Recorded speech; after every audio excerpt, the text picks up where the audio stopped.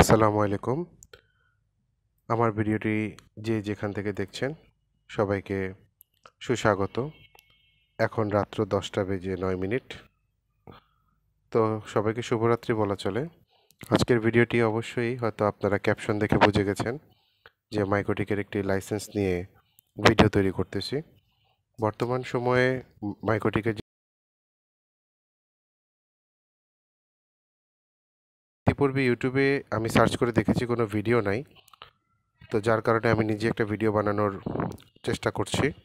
এবং ভিডিওতে কিছু জিনিস অবশ্যই হাইড থাকবে, কারণ ইউটিউবে যেহেতু ভিডিও নেয়, কোনো কারণে যদি আমার চ্যানেলটি আবার ব্লক করে দেওয়া হয় বা কোনো সমস্যা হয়, সেই জন্য নিজের প্রয়োজনেই কিছু জিনিস হাইড রাখবো।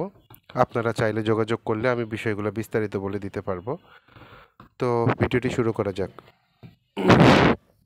যেহেতু ভিডিওটা তৈরি করছি একটা ক্র্যাক লাইসেন্সের জন্য, সেক্ষেত্রে আমি রিয়েল হার্ডওয়্যার ইউজ না করে ভার্চুয়াল মেশিন ইউজ করতেছি। আপনারা সব স্ক্রিনে দেখতে পাচ্ছেন, এটা VMware 14 ওয়ার্কস্টেশন প্রো। রিয়েল মেশিনে করলে হয়তো বা আপনাদেরকে সম্পূর্ণ সরাসরি ভিডিও করে দেখাতে পারতাম, এখন স্ক্রিন রেকর্ডিং করে দেখাচ্ছি। তো কথা বেশি বাড়ানো যাবে না, ভিডিওটা লম্বা হতে পারে, প্রয়োজনে ধৈর্য সহকারে দেখবেন। আমি চেষ্টা করব মাইক্রোটিকের 7 যে লেটেস্ট ভার্সনটা আছে রাউটার ওএস, সেটার ক্র্যাক দেখানো এবং 6 ক্র্যাক দেখানো। দুইটা ওএসের ক্র্যাক দেখাতে গেলে ভিডিওটা বেশ লম্বা হতে পারে, ধৈর্য সহকারে দেখবেন যদি আপনার প্রয়োজনের মধ্যে পড়ে। চলুন শুরু করি। নেক্সট। তো আমার এখানে ডিস্কের ইমেজটা লাগবে, আমি ইমেজটা রেখে আসছি এইখানে। তো দেখা যাক, ইমেজটা নিয়ে নেই। সে কি কোথায় রেখে দিলাম, নিউ ফোল্ডার। ঠিক আছে, আমরা এতে আসলাম। নিউ ফোল্ডার নামে যে ফোল্ডার আছে সেটাতে রেখেছি। তো আমরা মাইক্রোটিকের এখানে অনেকগুলো ওএস রয়েছে, পিসি বেজ ওএস। তো আমরা 6, 49, 15, 6, 49, 15 এটা সবচেয়ে লেটেস্ট। এর চেয়ে লেটেস্ট হচ্ছে 17। এটাই এখন বর্তমানে ওয়েবসাইটে রানিং আছে। তো সাইজ বড় দেখানোর কারণে আমি পরে বলতেছি। তো আমরা একটা মাঝামাঝি নেই, আচ্ছা 15 নিচ্ছি। এখানে রয়েছে জিপ ফাইলও আছে, কেউ যদি দেখতে চান যে এটা সাইজ এত বড় কেন, এই যে দেখেন জিপ ফাইল আছে সাথে, যার জন্য বড় দেখাচ্ছে। তো আমরা এই ওএসটা নিলাম। নেক্সট করব, আদার থাকবে, আদার 64 বিট থাকবে। নেক্সট করব, এখানে রস লিখে দিব, আর ও এস, রস মানে রাউটার ওএস 6XX, কারণ হচ্ছে 6-এর একটা ভার্সন। নেক্সট, এখানে 8 জিবির পরিবর্তে আপনারা 4 জিবি দিতে পারেন, যেহেতু জায়গাটা কমিয়ে দিলে ফরম্যাটের সময়টা কম লাগবে। বিভিন্ন সময় এটা জাস্ট পরীক্ষামূলক দেখানোর জন্য যে এটাতে ফুল ভার্সনটা অ্যাক্টিভ হয়ে যাচ্ছে। নেক্সট করব, এখানে একটা বিষয় হচ্ছে হার্ডওয়্যারটা আমরা একটু এডিট করে নিব যাতে আমাদের কাজটা দ্রুত হয়। 256 MBর পরিবর্তে 4 জিবি র্যাম দিব। প্রসেসরে আমরা কোরের সংখ্যাটা বাড়িয়ে দেব। আর এখানে ন্যাটে গেলে ব্রিজ দিব যেন সরাসরি লগ ইন করা যায়। দ্যাটস ইট, আর কিছু করার দরকার নেই। ক্লোজ, ফিনিশ করে দিয়ে মেশিনটা অন করব। প্লে দিয়ে দিলাম, এখন মেশিনটা অন হয়ে যাবে। স্বাভাবিকভাবে রাউটার ওয়েস যেভাবে সেট আপ হয় আমি সেভাবেই করতেছি, বোঝার সুবিধার্থে কোনো ভিডিও কাটছাট করব না, সবগুলা সেট করে দিব। একটু ভুল হয়ে গেল, নো দিব, নো করতে হবে, রিবুট। কারণ হচ্ছে আমি এখানে ইনস্টল করে দিয়েছি, আমাকে সবগুলা প্যাকেজ নিতে হবে। এরকম ভুল হতে পারে, তাই ভিডিও থেকে এই অংশটা বাদ দিব না। সবগুলো সিলেক্ট করলাম, এখানে দেখতে পাচ্ছেন সবগুলো সিলেক্ট হয়ে গেছে। এখানে কি বলেছে, আই প্রেস করতে বলেছে, আই প্রেস করলে ইনস্টল হবে। তো আমরা আই প্রেস করব। এখানে পুরনো কোনো কনফিগারে রাখবো কিনা সে বিষয়ে জিজ্ঞেস করছে, আমরা বলবো না, রাখবো না, নো। আমরা কি কন্টিনিউ করতে বলছে, ইয়েস দিলে ইনস্টল হবে, ইয়েস। ডিস্কটপ ফরম্যাট হচ্ছে দ্রুত, কারণ আমরা 4 জিবি নিয়েছিলাম, স্পেস বেশি হলে ফরম্যাট হতে সময় নেবে।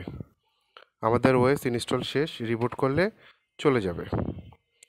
স্বাভাবিকভাবে ওএসে কোনো এরর নাই, আপনারা দেখতেই পাচ্ছেন স্বাভাবিকভাবে অন হয়ে যাচ্ছে, সুন্দরভাবে অন হচ্ছে। ফার্স্ট টাইম লোড হতে কিছুটা সময় নিলেও ভিএম মেশিনে করা, এটা নিয়ে কোনো দুশ্চিন্তার কিছু নেই। তো আমাদের এটা অন হয়ে গেছে, আমরা এখন উইনবক্সে ওপেন করব। তো উইনবক্সে আমরা নেইবারে চলে যাই। নেইবারে চলে গেলে আমাদের চলে আসছে। ম্যাক আইডি দিয়ে ধরে আমরা সরাসরি লগ ইন করতে পারবো। যদি কারো অ্যান্টিভাইরাস বা অন্য কোনো কিছু সেট আপ করা থাকে সেই ক্ষেত্রে ডিসেবল করে দেখতে পারেন, ম্যাক চলে আসবে। কানেক্ট দিলাম, হয়ে গেছে। একটু খেয়াল করে দেখেন, সফটওয়্যার আইডিটা একটু খেয়াল রাখবেন সবাই। আমরা প্রয়োজনে একটা স্ক্রিনশট নিয়ে নিই। আমরা একটা স্ক্রিনশট নিয়ে সেভ করে রাখলাম, ডেস্কটপে সেভ দিব, খুব বেশি দূরে যাব না। ওকে ওকে, আমাকে পাসওয়ার্ড সেট করতে বলতেছে। আমরা পাসওয়ার্ড 1, কনফার্ম পাসওয়ার্ড দিব 1। যেহেতু কিছু না, আমরা চেকিং পারপাস করতেছি, আমাদের এভাবেই থাকবে। তো স্বাভাবিকভাবে দেখা যাচ্ছে টার্মিনালটা ওপেন করলে আমাদের আবার ওপেন করতে হবে, যেহেতু পাসওয়ার্ড চেঞ্জ করেছি। আবার ওপেন করব, অ্যাডমিন পাসওয়ার্ড হচ্ছে 1, হয়ে গেছে আমাদের সিরিয়া কি এটা, ঠিক আছে। তো আর কিছু না, এখানে আমরা দেখব টার্মিনালে দেখেন লাইসেন্স কি চাচ্ছে, আমরা নো দিয়ে দিব, কারণ অনেকগুলো লেখা দেখাবে, আসলে এটা আমাদের প্রয়োজন নাই। লাইসেন্স কি এখন দেখাচ্ছে নাই। সিস্টেমে যাব, সিস্টেমে যাওয়ার পরে আমরা এখানে লাইসেন্সটা দেখব। এই যে লাইসেন্সটা দেখেন, ওকে, দেখেন এখানে লাইসেন্স লেভেল, এটা কেটে দিব। লাইসেন্স লেভেলটা 0 দেখাচ্ছে, তার মানে এটা আমার এখনও লাইসেন্স নাই। তো এখন আমরা যে জিনিসটা করব, এটারে ফুল লাইসেন্স অ্যাক্টিভ করে দেব। এই অংশটার কিছু কাজ আমি হাইড করে রাখবো, কারণ হচ্ছে চ্যানেলটা ডিসেবল করে দিতে পারে, যার জন্য আসলে চ্যানেলের নিরাপত্তার স্বার্থে আমি কাজটা করছি। ফেসবুকেও একই ভিডিও আপলোড থাকবে। তো প্রথমে আমাদের যেটা লাগবে সেটা আগে আমরা এখানে পিং পাই কিনা দেখি। আমাদের নেট লাগবে, আমাদের ডাটাটা প্রয়োজন হবে। না, আমাদের নেট কনফিগার করা নেই। তো আমরা আগে নেট কনফিগার করি। আপনি চাইলে যে কোনো জায়গা থেকে নেট নিতে পারেন, জাস্ট রাউটারের নেট কানেকশনটা থাকতে হবে। আমি অন্য একটা রাউটার থেকে নেট নিচ্ছি, পয়েন্ট টু পয়েন্ট আইপি থেকে নেট নিয়েছি। ইন্টারফেস Ether1, একটাই ইন্টারফেস, কারণ হচ্ছে ভার্চুয়াল মেশিনে অহেতুক ইন্টারফেস বাড়িয়ে লাভ নেই। একটা ইন্টারফেস, রাউটিং দিব, সিম্পলি রাউটিং দেব, কিছু করতে হবে না।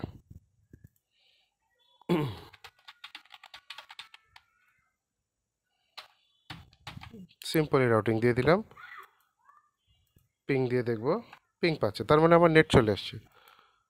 তারপরে ফায়ারওয়াল থেকে গিয়ে নেট করে দিতে হবে। নেট না করলে একটি জায়গায় গিয়ে আটকে যাবে, সেটা আসলে পরে আলোচনা সাপেক্ষ। আমরা নেট করে দিলাম, নেট করার পরে আমাদের রাউটারটা সম্পূর্ণ অনলাইন হয়ে গেছে। তো এখন একটু হাইড রাখতে হবে, কারণ যেহেতু এই বিষয়টা আমি এডিটিংয়ের মাধ্যমে ব্লার করে দিব, আমি এই বিষয়টা দেখাতে পারবো না। অবশ্যই এটা আপনার লাগলে আপনাকে করে দিতে পারবো, বা আপনি কথা বললে অনলাইনেও করে দেওয়া যেতে পারে। এটা নিয়ে জটিলতার, ভুল ধারণা বা বিরূপ ধারণা করার কোনো কারণ নেই। এটা আসলে এভাবেই হতে হবে, এছাড়া সুযোগ নেই, কারণ চ্যানেলটা ব্লক করে দিতে পারে, কারণ এই নিয়ে কোনো ভিডিও আমি অনেক ঘেটেছি নাই। তো শুরু করি।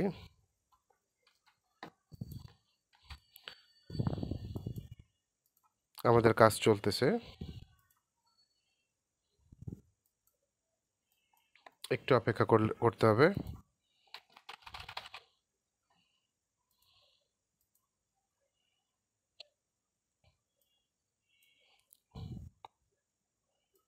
আমাদের কাজ হয়ে গেছে, এখন আমরা রাউটারটা রিবুট দিব। তো আমরা যেহেতু রাউটারটা রিবুট দিব, আমরা এখানে এসে লগ ইন করে রিবুট দিব। আমাদের ইউজার নেম ছিল অ্যাডমিন, পাসওয়ার্ড ছিল 1, করলাম। তারপরে আমরা রিবুট দিব।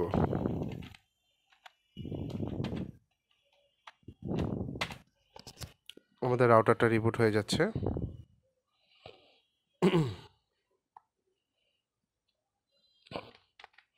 দেখতে পাচ্ছেন রাউটারটা সুন্দর রিবুট হচ্ছে। লাইসেন্স আশা করি অ্যাক্টিভ হয়ে গেছে, যেহেতু রিবুট দেওয়ার জন্য বলা হয়েছে। আমাদের রাউটারটা রিবুট হচ্ছে, ওকে, বিপ দিয়ে ফেলছে। এখন এই যে ম্যাক আইডি চলে আসছে, সেম ম্যাক, সেম সব কিছু। এখন আমাদের লাইসেন্সের কোনো কিছু চাইবে না। সিস্টেমে ক্লিক করে লাইসেন্সটা দেখব। এই দেখেন আইডিটা খেয়াল করে দেখেন, যদি আমি আইডিটার আগে পূর্বে একটা স্ক্রিনশট রেখেছিলাম, যে আমি লাইসেন্স নিয়ে কাউকে মিথ্যা কোনো তথ্য দিচ্ছি না, এই জন্য আমি পূর্বেই একটা স্ক্রিনশট রেখে দিয়েছি। এই দেখেন, সবার সুবিধার্থে বড় একটু জুম করে দিলাম, একটু মিলিয়ে নেন। Z7IV Y9N9।